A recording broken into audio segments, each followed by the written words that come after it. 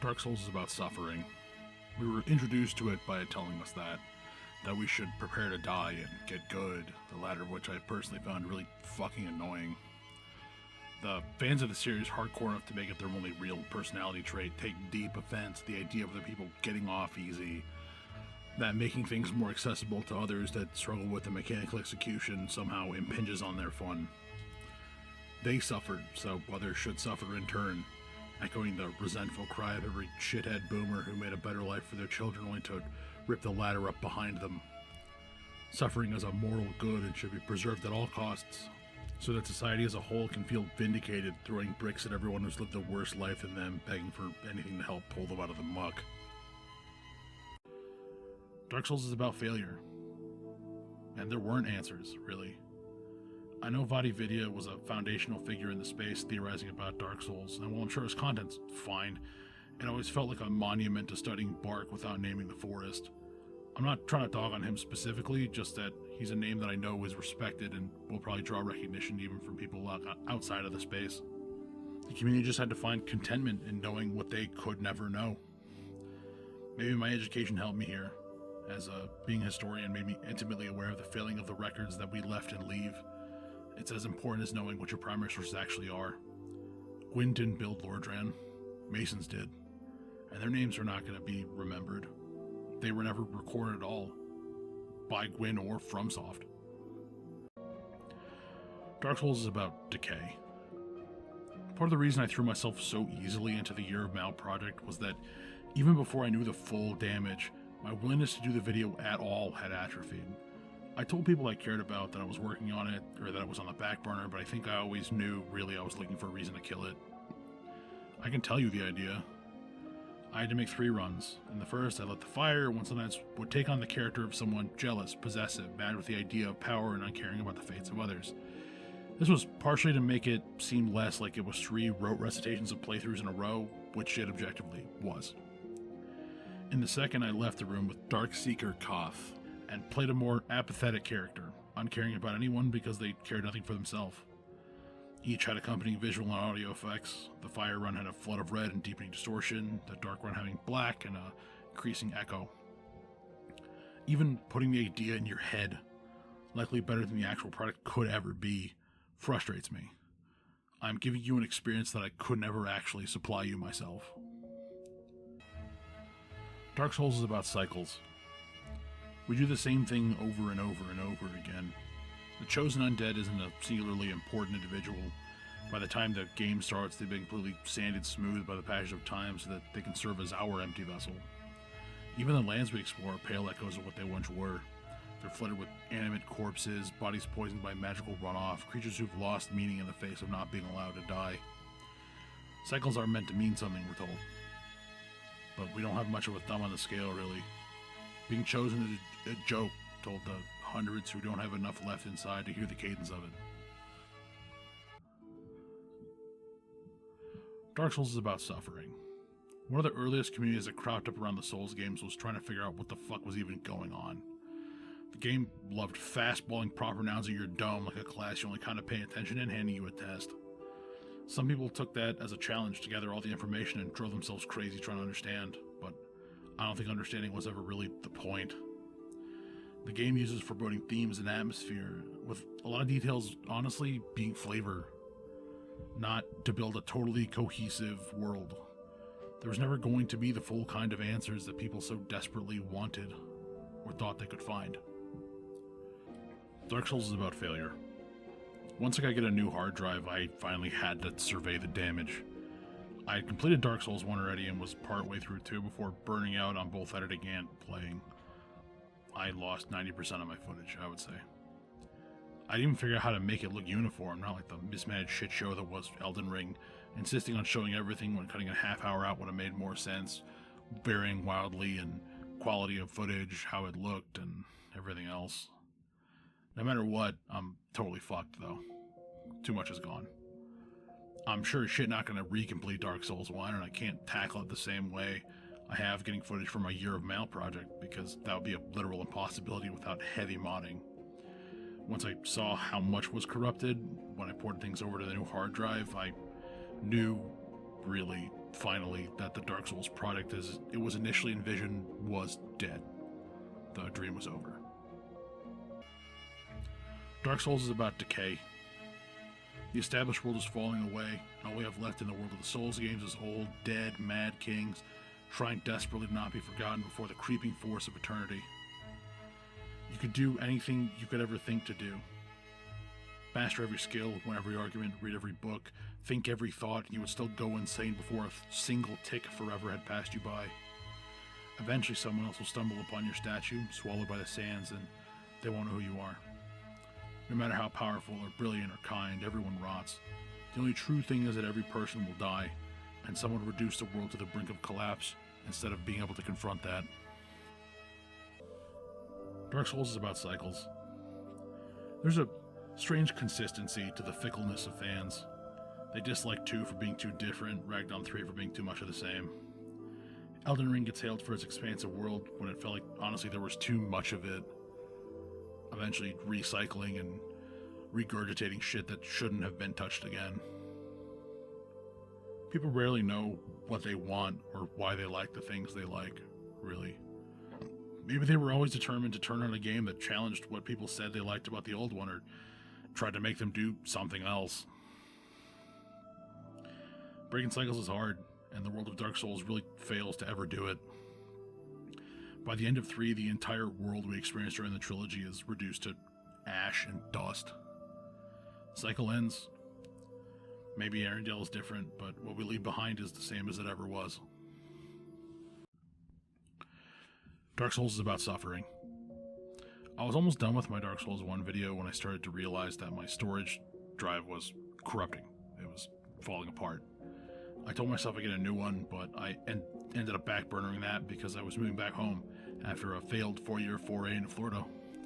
By the time I could even try to deal with the rot inside of my own computer, the device I make all these dumb little concepts on, I knew I was fucked. The hard drive dying wasn't ever really going to be the death knell of that video. I got most of the way through editing it before slowly realizing that I hated it. It was largely similar to my honestly too fucking long Elden Ring video with little narrative flares and through line, but it still didn't feel like it was mine.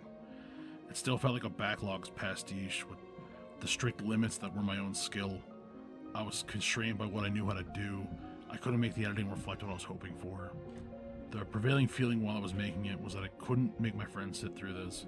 It was a film length with a quarter of the entertainment. Dark Souls is about failure. The death and suffering in game momentum ingrain that. Only from failure can you grow. Hard lessons come from methods not panning out or plans going up in smoke. Refusing to do that work of becoming adjusted to failure means that you're susceptible to die over and over in a desperate attempt to do the only thing that you think you can. Sometimes failure's funny. Sometimes it's a real heartbreaker, but all of it has some value. Or maybe that's just a copacetic we tell each other so we feel better about the random cruelty of the world. The world gets colder. You don't always find squirrels with thicker coats. Sometimes you just find a lot of dead squirrels. Dark Souls is about decay. A lot of people hate Dark Souls 2. Having played up to the Crown of the Ever King myself, I could tell you I don't actually understand why. It's different, but I find the changes interesting. The setting is way more engaging than Lordran, and while I generally think it can be really frustrating, so can the first game. The impression I get with the experience that I have is that players didn't like being challenged in the way the second game challenged them. They, like Wynn, were clinging to the decaying husk of a world that has aged even more now than it had then. Nostalgia is a hell of a drug, and capital G gamers resist change like few others. The idea that things do not age well or had flaws when they were built could be a hard truth to swallow, and we rarely, if ever, approve speaking ill of the dead. Dark Souls is about cycles. Hilariously, the final run was the one I enjoyed the most, both playing and editing it. It was an iteration of the Boy Watch concept from Elden Ring, my favorite bit from that video. It made it feel like less of a marathon, honestly.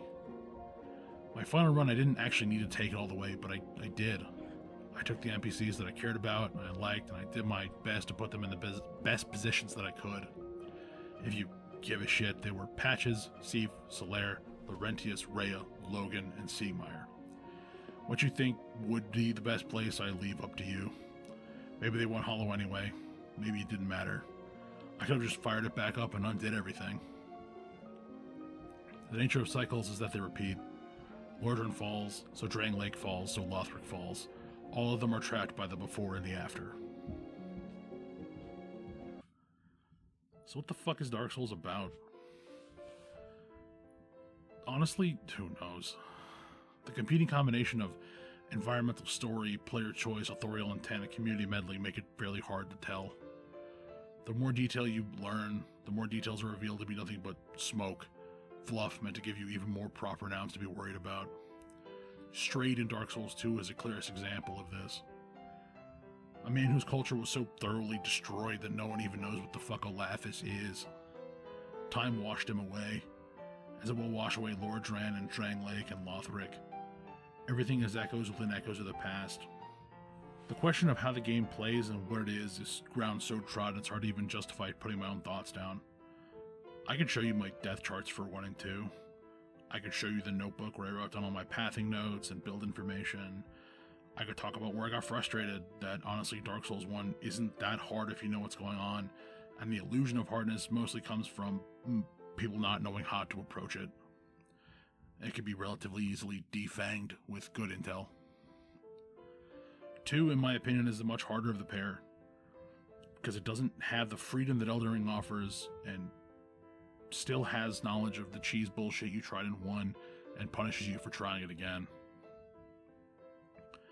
But I'm not sure what level of my light input is even worth putting in this. I'm echoing people that I watch and enjoy. Wise man once said, you're only as good as the obscurity of what you steal from. Ideas that I've seen and cribbed and hopefully iterated upon from people like Bomber Guy, Dan Olson, Felix Biederman, Kelly Bold, Toby Fox, and Matt Colville. Some stuff has become so obscured even to me that I can't remember where I got it from anymore.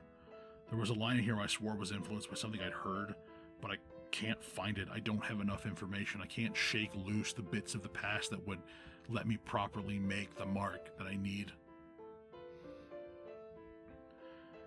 I'm built out of the things I've seen and made, and even this, meant to be a divestment of Lemon style, still ended up bearing deep marks of people that came before me who I respect.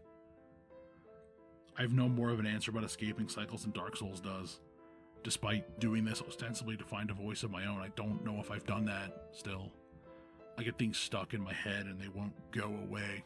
They're trapped between cycles, rotating through my brain forever like the horrifyingly metaphorical rotisserie chicken. The original script for this was 24 fucking pages. I still have it. I won't post it anywhere. And honestly, after this, I might delete it, because I don't think it's a piece of the past that bears remembering or recreation or anything like that. I will give you the last line. I think it's the only line I honestly really stand by. It's okay for things to end, and we should allow them that peace, but the only future worth building is one that we make together. This was from the end of the Boys Run, which was my favorite both narratively and honestly gameplay-wise, because I had so little that was required of me. I could just kind of do whatever the fuck I wanted, approach fights that I felt like, and ignore shit that annoyed me. That line is also influenced by Outer Worlds, whose line, "A revolution is built with 2 hands, has never and will never leave me."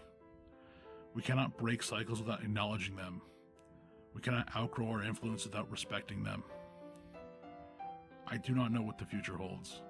I may finish this. I may not. I honestly couldn't tell you right now. I made this to purge the demon that was the corpse of this project from my mind, to think that I'd made something from it, maybe insightful, maybe not, maybe just trite recitations of other ideas that I've seen and homogenized and blended together in my brain, but fuck it, honestly. I don't give a shit. I've put Lordran to bed, and while I might open the gates to Drang Lake one day, I'll do it because I want to do it, because I think it might be fun or interesting. Dark Souls might be about a lot of things. It might be about nothing at all, but to me, personally, I guess, I would say it's about